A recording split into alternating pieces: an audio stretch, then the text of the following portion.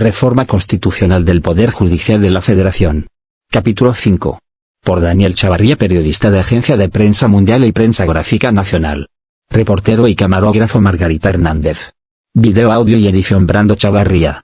A través de la incertidumbre que tienen los ciudadanos de México con la reforma constitucional que fue aprobada por ambas cámaras en México, nos dimos a la tarea de entrevistar a juristas prestigiados.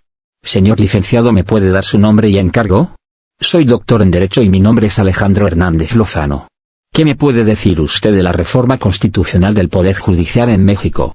Como abogado te voy a decir la verdad, es una guerra entre políticos, juristas y empresarios que se han perpetuado en el poder y que han vivido siempre de los convenios anteriores con el gobierno.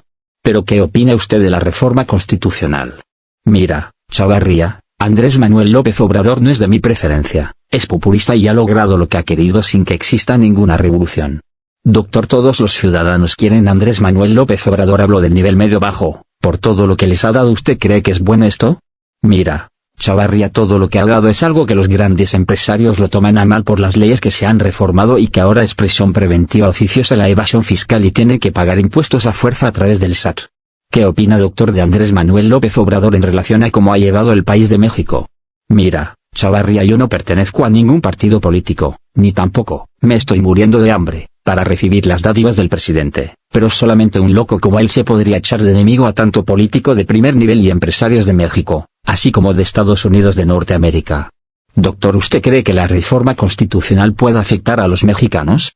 No, la reforma constitucional va a afectar única y exclusivamente a todos aquellos magistrados, jueces y ministros de la Suprema Corte de Justicia de la Nación, quienes han sido propuestos por gobiernos anteriores, de diferentes partidos políticos, que hoy están en agonía. Doctor, diferentes medios de comunicación se han manejado en que está en peligro la democracia en México. Mira, Chavarría, yo tengo una maestría en Derecho Constitucional, y soy abogado penalista. He litigado en Querétaro, Monterrey, Chihuahua y viví mucho tiempo en Ojinaga, Chihuahua, frontera con Estados Unidos, y en Nuevo Laredo, Tamaulipas, México. La democracia está en peligro cuando se ataca a un empresario, a un funcionario, o político, pero cuando se ataca a un pueblo pobre, simplemente se les aplica la ley. Mira, Chavarría, la Suprema Corte de Justicia de la Nación está la única y exclusivamente para defender los intereses de los ricos, de los potentados, de los millonarios, de los que tienen mucho dinero, mas no para defender a la clase trabajadora ni a los pobres. Y como ejemplo te puedo decir la reforma constitucional educativa que promovió Enrique Peña Nieto, por instrucciones de Claudio X González, un hombre muy inteligente que solo buscó su beneficio personal, haciendo organizaciones grandes con una mente maquiavélica, para lograr someter al gobierno y ponerle condiciones, cuestión que este gobierno jamás se ha prestado, para esas artimañas de este hombre que quiso acabar con la educación y los maestros en México. La Suprema Corte de Justicia de la Nación jamás defendió ni amparó a los maestros ni a los electricistas que corrió Jesús Felipe Calderón Hinojosa. Cuando fue presidente de México fueron despedidos muchos sin jubilación.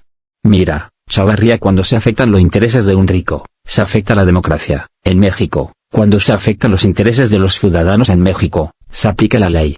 Eso es la definición desequitativa de la democracia en México. Ministros, jueces y magistrados están violando la ley suprema, que gobierna el país, que es la Constitución Política de los Estados Unidos Mexicanos, la Carta Magna, donde ellos juraron cumplir y hacer cumplir todo lo que de ella emane. Mira, Chavarría, el Poder Judicial de la Federación seguirá con su autonomía, pero con diferentes actores. ¿Sabes cómo quedó la reforma al Poder Judicial? No.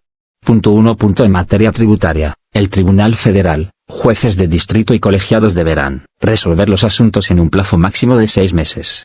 No hacerlo implicará sanciones para los juzgadores. 2. Jueces, magistrados y ministros a las urnas. 3. Se reduce a 9 el número de ministros y la presidencia se renueva cada 2 años. 4.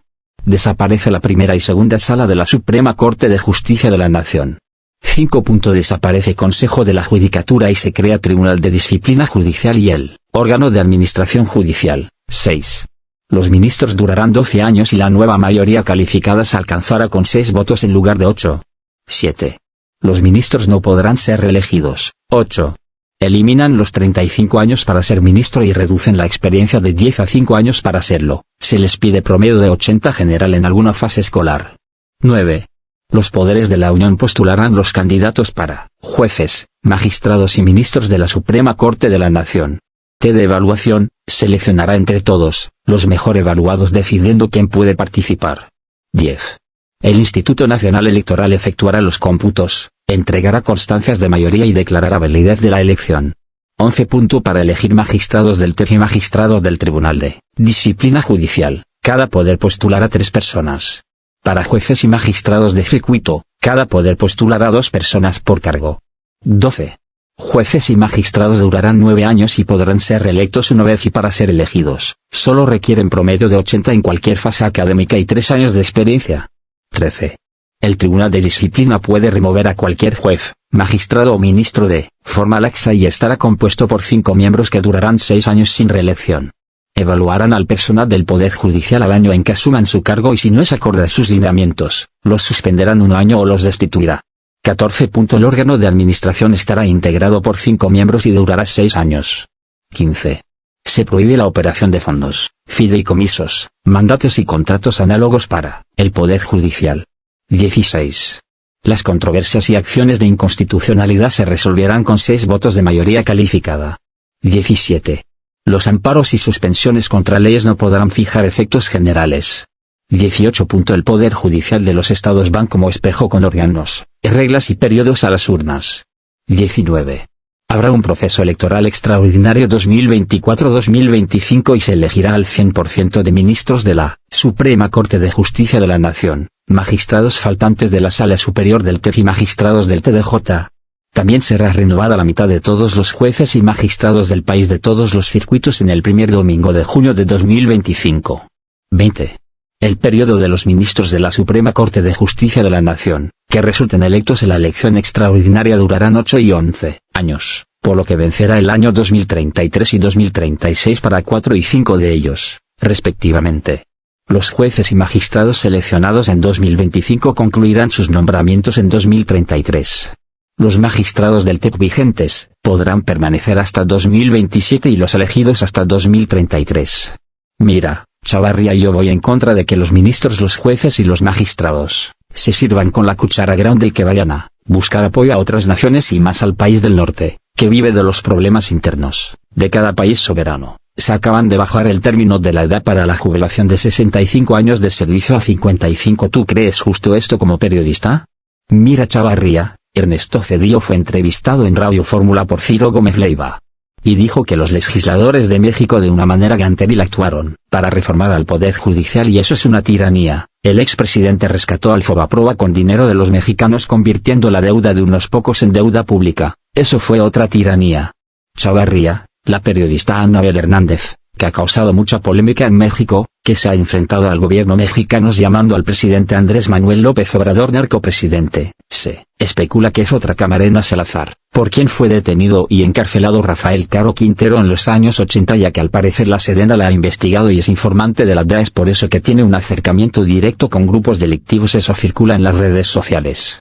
A ti como periodista te lee y te observan en lo que publicas. Te deseo lo mejor, Chavarría. Espero y te guste lo que te hice llegar para que lo pongas en tu columna periodística y la gente se dé cuenta de cómo queda conformado el Poder Judicial de la Federación. No se pierde, el Poder Judicial seguirá con su misma autonomía, pero con diferentes personalidades, que sepan hacer bien su trabajo apegado a la honestidad y al derecho. Muchas gracias, doctor. Muchas gracias a ti, Chavarría, por esta extraordinaria plática contigo. Y seguimos adelante por un México informado, Agencia de Prensa Mundial, Prensa Gráfica Nacional, México Internacional, Periodistas del Mundo, Prensa sin Censura. Publicamos en La Voz del Mundo, en el estado de Veracruz y en diferentes medios internacionales. Visítanos en nuestra página web. Asimismo publicamos en YouTube y en TikTok en diferentes idiomas. Comparte para que todo mundo se entere.